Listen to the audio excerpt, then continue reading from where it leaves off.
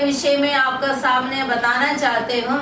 उसी के लिए योवेल नबी का पुस्तक, योवेल नबी का पुस्तक 1 अध्याय आपको घर में ही पढ़ना, क्योंकि पूरे पढ़ने का हमारे पास समय नहीं है। और 3 चैप्टर हैं उसमें, और 1-2 चैप्टर आपको घर में पढ़िएगा, तब आपको समझ में आएगा कि अकाल हो गया था। विश्वव्यापी अकाल में लोग परेशान हो गया। हम लोग समझ में आता, परमेश्वर का दल, परमेश्वर टिड्डियों को भेजकर पूरे देश को सत्यानाश किया।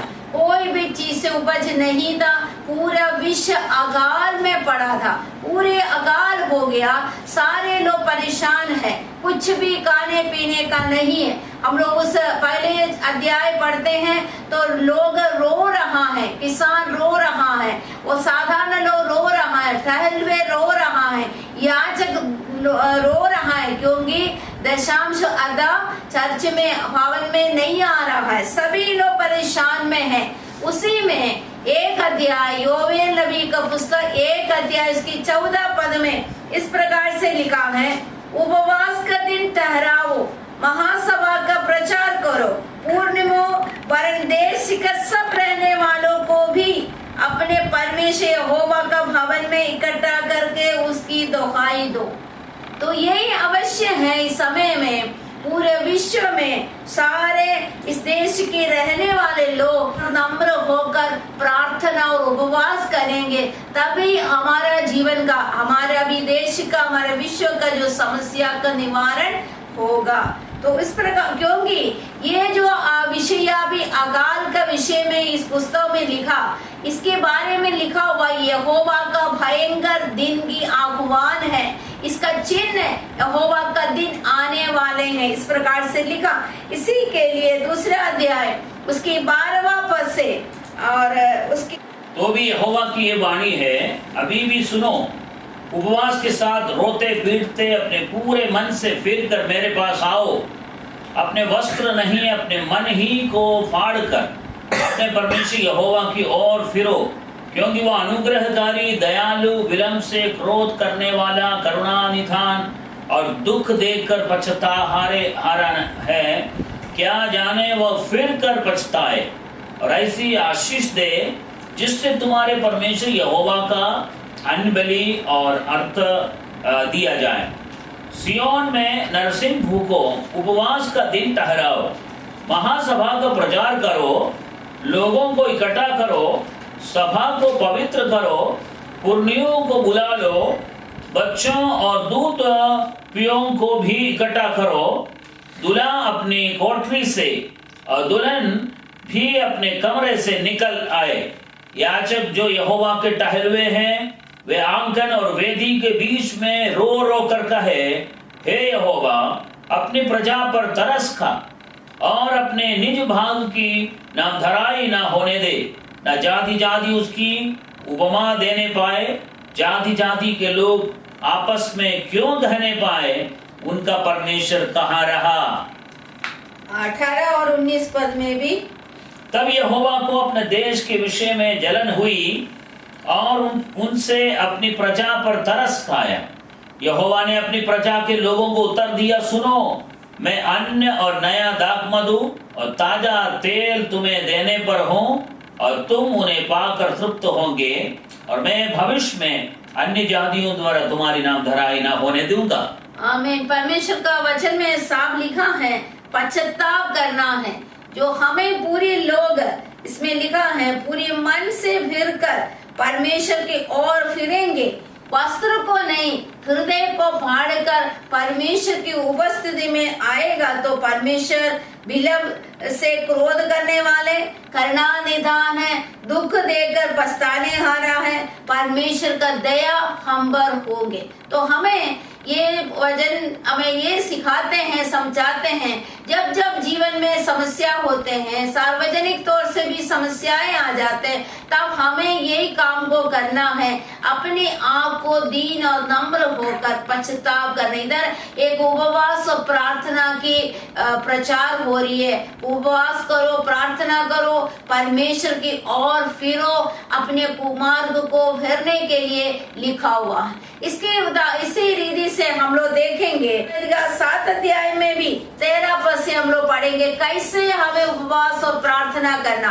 केवल प्रार्थना करने से नहीं, उसकी व्यवस्था के अनुसरण ही हमें प्रार्थना करना है। 13 पद से 7 अध्याय की 13 पद से हम लोग देखेंगे। यदि मैं आकाश को ऐसा बंद करूं कि वर्षा ना हो, या टिड्डियों को देश उजाड़ने की आज्ञा दूं, या अपनी प्रजा में मरी फैलाओ, तब यदि मेरी प्रजा के लोग जो मेरे कहलाते हैं दीन होकर प्रार्थना करें और मेरे दर्शन के खोजी होकर अपनी बुरी चाल से फिरे, तो मैं स्वर्ग से सुनकर उनका पाप क्षमा करूंगा और उनके देश को ज्यों का त्यों कर दूंगा।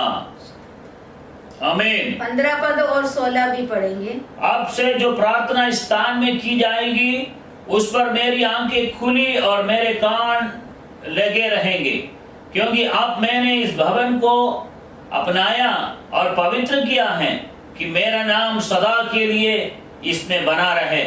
मेरी आंखें और मेरा मन दोनों नित्य यही लगे रहेंगे। आमीन। परमेश्वर का वचन के लिए धन्यवाद हो। वचन में साफ लिखा है, तो मरी भी फैलाए, तो परमेश्वर की ओर से उजाड़ने के लिए टिड्डियों को देश में भेजता है। वर्षा नहीं होते हैं। हम लोग सभी जानते हैं हमारे देश में सारी चीजों को कंट्रोल करने वाला हमारे परमेश्वर है। परमेश्वर टिड्डियों को भेजता है, अकाल करते हैं। जब जब पाप होते परमेश्वर का क्रोध भड़क रहा है। इधर साफ साफ हम लोगों ने पढ़ा 13 पद में, अपनी प्रजा में मरी फैलाओ। इस प्रकार से अभी हम लोग महामारी से जूझ रहा है। हम लोग पूरे देश और अन्य देशों में भी ये समस्या बढ़ते जा रहे हैं। इसमें एक ही निवारण है। इसके लिए लिखा हुआ है, यदि मेरी प्रजा के लोग मेरे कहलाते, हम लोग परमेश्वर का जन है। परमेश्वर का जन हम लोग है करके बताना, कैसे परमेश्वर का जन हो जाते हैं। प्रभु यीशु मसीह को अपने उद्धारकर्ता रूप में स्वीकार की, अपने पापों को अंगीकार करके यीशु को केवल परमेश्वर करके मानते हैं, और उन व्यक्ति परमेश्वर के जन हैं। आपके अंदर यीशु मसीह वास करते हैं, तो यो हम लोग परमेश्वर का प्रजा है और परमेश्वर का जन है। हम लोग दीन होकर प्रार्थना करें और परमेश्वर का दर्शन की खोजी होकर बुरी चाल से हमें फिरना है। तो बुरी चाल के मतलब जब हम प्रार्थना करते हैं, परमेश्वर हमें बताएंगे हमारा जीवन में क्या क्या परिवर्तन की जरूरत है। हम अपने पापों को अंगीकार करें, बातों में, विचार में, सोच में आए वो हर एक पापों को अंगीकार करें। हम अपने पापों का, अपने पूर्वजों का पापों का, हमारे देश का, देशवासियों का पापों के लिए, हमारा देश और दूसरा देश के साथ जो भी गलत किया हो, सब बातों के लिए हम परमेश्वर का जन, अगर आप परमेश्वर का जन है तो आपका कर्तव्य है आप दीन और नम्र होकर दुआ करेंगे। पूर्ण तौर से पवित्र वचन में लिखा है परमेश्वर सहायता करेंगे। प्रभु हमारी प्रार्थना को सुनकर हमारे पापों को क्षमा करके देश को चंगाई देंगे। देश की चंगाई की उत्तरदायित्व हमारे ऊपर है। प्रार्थना करना, प्रभु हमारी प्रार्थनाओं को सुनेंगे। 15 और 16 पद में साफ साफ इस प्रकार से लिखा है, जो प्रार्थना इस स्थान में किए जाएंगे, आप अपने घरों में रहकर प्रार्थना करेंगे। परमेश्वर का निवास स्थान है वो, आप में यीशु है। आप जहाँ रहेंगे यीशु मसीह की उपस्थिति है।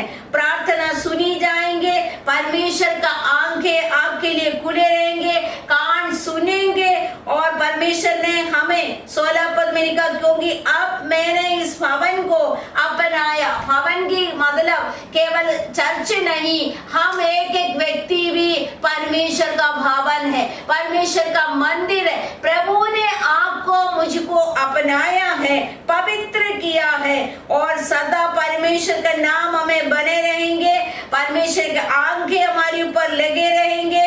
हमारे वचन में लिखा, परमेश्वर का मन हमारे ऊपर नित्य लगे रहेंगे। इसलिए हमें क्या करना, दीन और नम्र होकर परमेश्वर की उपस्थिति में प्रार्थना करने का जरूरत है। तो ऐसे ही कई लोग के बारे में इस दूसरा इतिहास 12 अध्याय में हम लोग एक दो बातें देखेंगे। 12 अध्याय उसकी 6 और 7 पद में देखेगा। दूसरा इतिहास 12 अध्याय उसकी 6 और 7 पद में, तब इस्राएल के हाकिम और राजा दीन हो गया और कहा, यहोवा धर्मी है। जब यहोवा ने देखा कि वे दीन हुए हैं, तब यहोवा का ये वचन शमया के पास पहुंचा, वे दीन हो गया हूँ, मैं उसको नष्ट नहीं करूंगा, मैं उनका कुछ बचाव करूंगा और मेरी जलजलाहट शीशक के द्वारा यरूशलेम पर ना भड़केंगी। जब हम अभी इधर पढ़ते हैं, दीन और नम्र होकर हम लोग प्रार्थना करेंगे तो परमेश्वर क्या करते हैं, हमारे जीवन में और सहायता करेंगे, हमें पूरी तौर से नष्ट नहीं करेंगे, हमें बचाएंगे। हमारे देश की बचाव के लिए हमें प्रार्थना करना। उसकी 12 पद भी देखिएगा, दूसरा इतिहास 12 अध्याय की 12 पद में, जब रेहूबियम दीन हुआ तब यहोवा का क्रोध उस पर से उतर गया और उनके उसका पूरा विनाश न किया और यहूदा की दशा कुछ अच्छी भी थी। इस प्रकार से जब हम परमेश्वर के उपस्थिति में दीन और नम्र होंगे, परमेश्वर हमारी प्रार्थना को सुनकर हमें सहायता करेंगे। और 15 अध्याय निकाल दे दूसरे इतिहास की 15 अध्याय में, और इसकी 4 पद में लिखा हुआ है, परंतु जब जब वे संकट में पड़कर इस्राएल के परमेश्वर यहोवा की ओर फिरे और उनको ढूंढा, तब तक वह उनको मिला है। जब अभी हम संकट में हैं, हम सभी लोग, तो हमें क्या करना है, इस समय यहोवा को ढूंढना है। जब यहोवा को ढूंढेंगे, यहोवा मिलेंगे, प्रभु हमारी मदद करेंगे, क्योंकि परमेश्वर का दृष्टि उसकी 16 अध्याय उसकी 9 पद में, दूसरा इतिहास 16 अध्याय उसकी 9 पद में साफ साफ लिखा, देख यहोवा की दृष्टि सारी पृथ्वी पर इसलिए फिरती रहती है कि जिनका मन उसकी ओर निष्कपट रहता है, उनकी सहायता में वह अपनी सामर्थ दिखाए। तूने ये काम मूर्खता से किया है, इसलिए अब से तू लड़ाइयों में फंसा रहेगा। परमेश्वर का वचन में लिखा है, यहोवा का दृष्टि सारे पृथ्वी पर इसलिए फिरती रहती है कि जिसका मन उसकी ओर निष्कपट हो। मेरे प्रियो, निष्कपट मन से, सीधा मन से परमेश्वर की दर्शन की खोजी होंगे। हम अपने जीवन की समस्याओं को, हमारे उलझनों को केवल अपना नहीं, हम अपने देश का भी विषय को परमेश्वर के सामने रखेंगे, परमेश्वर हमारी मदद करेंगे। इस प्रकार से एक उदाहरण मैं आपको सामने रखना चाहते, बाइबल में योना नबी का पुस्तक में पूरा निनवे का देश का लोग परमेश्वर का वचन को सुनकर उन लोगों ने बातों को मान लिया। परमेश्वर का क्रोध निनवे देश में भड़कने पर था, लेकिन लोगों ने परमेश्वर की बातों को मानकर पछतावा किया, कुमार्ग से हट गया और परमेश्वर की व्यवस्था पे चलना शुरू किया। पूरा देश को परमेश्वर ने बचाया। तो ये एक अच्छे उदाहरण पवित्र शास्त्र योना नबी का पुस्तक में 3 अध्याय में उस बातों को लिखा है। 3 अध्याय इसकी 4 पद से 10 पद तक इस बातों को संक्षिप्त में हम लोग देख सकते हैं। योना ने नगर में प्रवेश करके 1 दिन की यात्रा पूरी की और ये प्रचार करता गया, अब से 40 दिन के बीतने पर निनवे उलट दिया जाएगा। तब निनवे के मनुष्यों ने परमेश्वर के वचन की प्रतीति की और उपवास का प्रचार किया गया और बड़े से लेकर छोटे तक सबों ने टाट ओढ़ा। तब ये समाचार निनवे के राजा के कान में पहुंचा और उसने सिंहासन पर से उठ अपने राजकीय वस्त्र उतारकर टाट ओढ़ लिया और राख पर बैठ गए।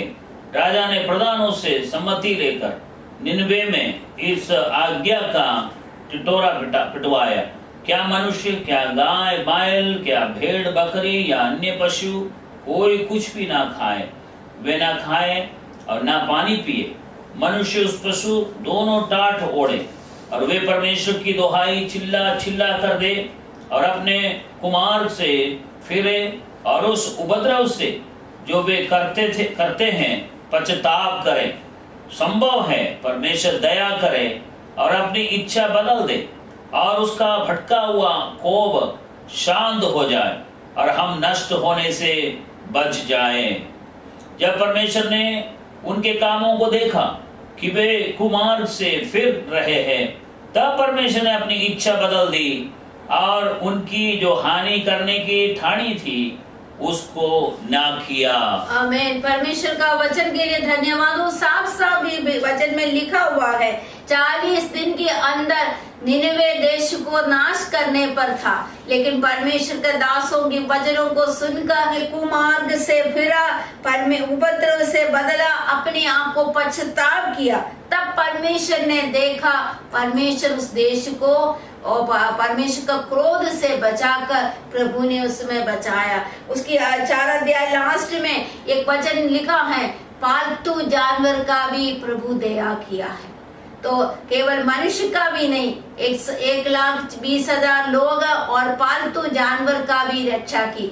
हम लोग मिलकर दुआ करेंगे। हमारे देश में कितना पक्षी जानवर भी हैं, कितने लोग परेशान हैं। हमारे साथ साथ मनुष्य के पापों के कारण से, अभी हम लोग इस वचनों से समझ में आया, मनुष्य के पापों के कारण से परमेश्वर भेजता है इस प्रकार से विपत्तियां। उसी के लिए एक नियम भी परमेश्वर ने दिया, पश्चाताप करो, दीन और नम्र होकर बुरी चाल से फिरो, अपने वस्त्रों को नहीं हृदय को फाड़कर प्रत्येक जन की जीवन में परिवर्तन प्रभु चाहते हैं। ये लॉकडाउन में समय में प्रभु हमारे जीवन में ये चाहते हैं, हमें एक परिवर्तन की जरूरत है। प्रभु से मांगे, प्रभु मुझे बदल दे, मेरे भावना को, मेरे सोच को, मेरे हृदय को बदल दे। मनुष्य परमेश्वर का सोच विचार भावना मेरे अंदर आ जाए। मैं लोगों के लिए दुआ करे, पश्चाताप करे, हम अपने पापों को निश्चय ले लीजिए। हम लोग परमेश्वर की उपस्थिति में प्रार्थना करेंगे, प्रभु हमारे प्रार्थनाओं को सुनकर निनवे को परमेश्वर ने बचाया, वही परमेश्वर हमारे देश को, हमारे विश्व को बचाएंगे।